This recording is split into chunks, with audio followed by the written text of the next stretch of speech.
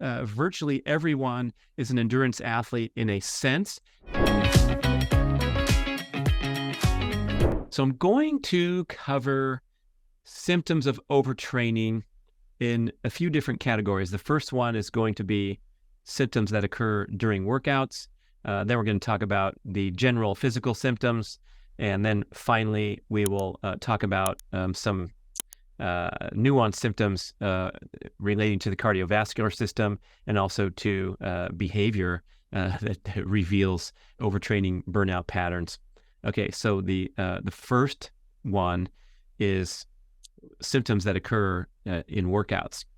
And probably the best leading indicator of all is a slower MAF test, or the performance test where you complete a certain course, maintaining a heart rate that equates to your MAF heart rate or your fat max heart rate. I like to recommend going around the track and running 8 laps. If you're a cyclist, you can do this on indoor equipment, stationary bike, where you pedal for 4 miles or some fixed distance, keeping your heart rate as close as you can to that magic number, 180 minus age, which is approximately your fat max. You can also determine that in a laboratory. I just found mine out at my VO2 max test, and I learned that my fat max was a little lower than the maximum aerobic heart rate that I was training with, even though it feels super, super comfortable for me to jog along or pedal along at 130 beats per minute. My fat max was actually 119. So now I get to go even slower to ensure that I am training the aerobic system optimally with the maximum number of fat calories burned per minute at around 119. And anything over that, I'm starting to drift into a workout that's potentially slightly too stressful. So the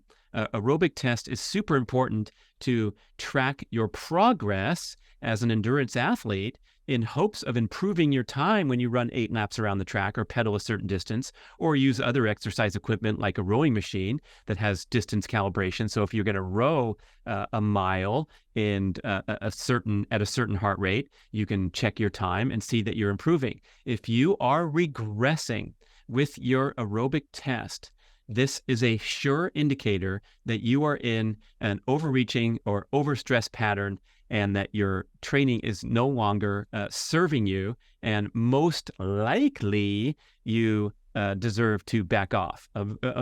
Extremely rare could be that you've slacked off your training for a number of weeks and you have a slower aerobic test result because you've deconditioned a little bit. And that's so obvious that I don't think it's worth mentioning that, hey, you're going to go out there and do your performance tests after taking the summer off or coming back from a 19-day cruise. You're probably going to have a slower performance. But in general, people who are in training should perform this test at least once every 3 weeks to track progress and or track regression. And if you see a regression, you immediately take action to tone down your overall energy expenditure in training.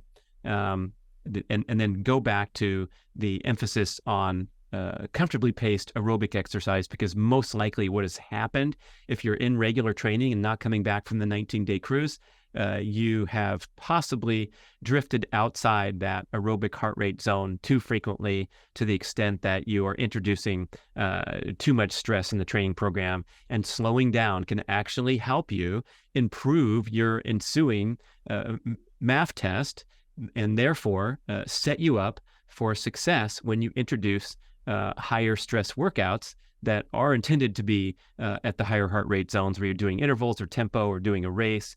Those will help you with tremendous fitness breakthroughs, but they should be conducted few and far between.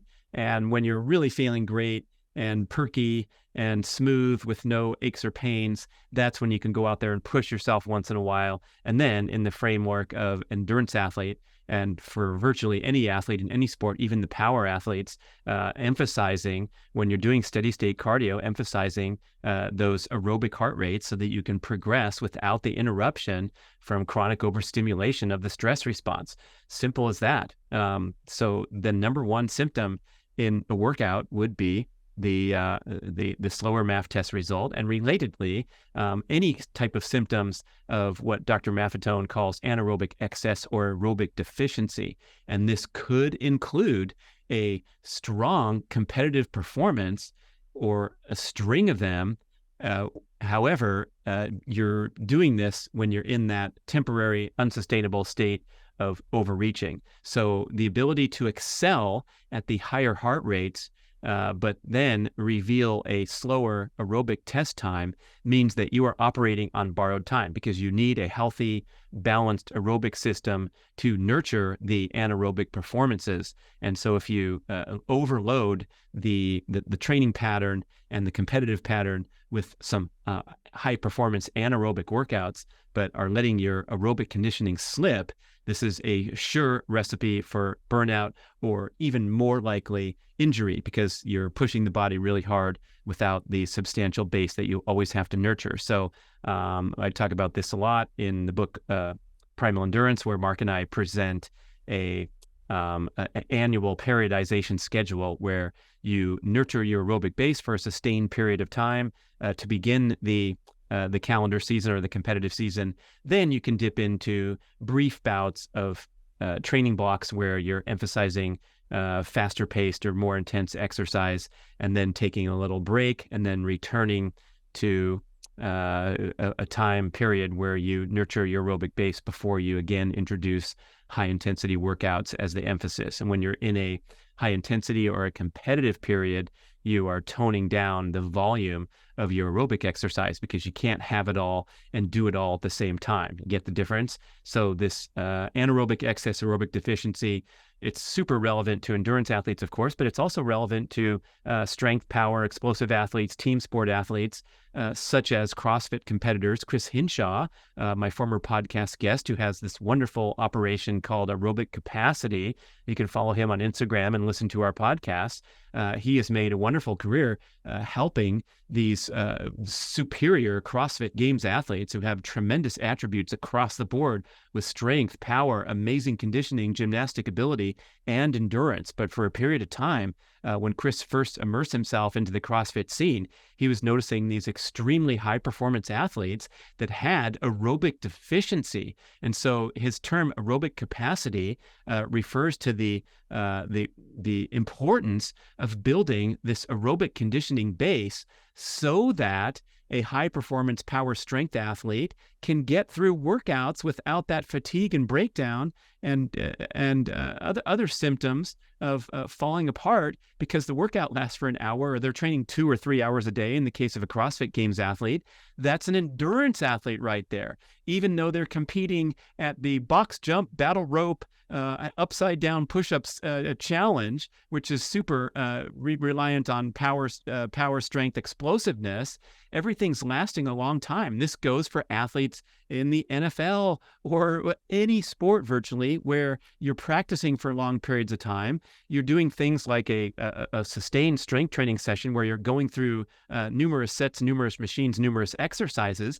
This becomes an endurance challenge due to the duration of the workout. Even if you're training for powerlifting and you're going through warm-up sets, and then you're going through complementary exercises, and then you're going through a set of your go-to session on the squat bar or the deadlift bar, you're in the gym for an hour. Guess what? You became an endurance athlete because your workout lasts longer than 12 minutes. So virtually everyone is an endurance athlete in a sense, and has a huge priority to nurture aerobic capacity so that they can continue to build and excel even in super power-oriented sports. Take high jumping, for example. If I'm going to take 20 approach jumps in a single session, I need to bring some endurance to the table. I can't just show up and be springy and think that I'm going to make it through a workout, even for an event that takes 4 seconds to complete. They still have to have that baseline endurance and aerobic capacity.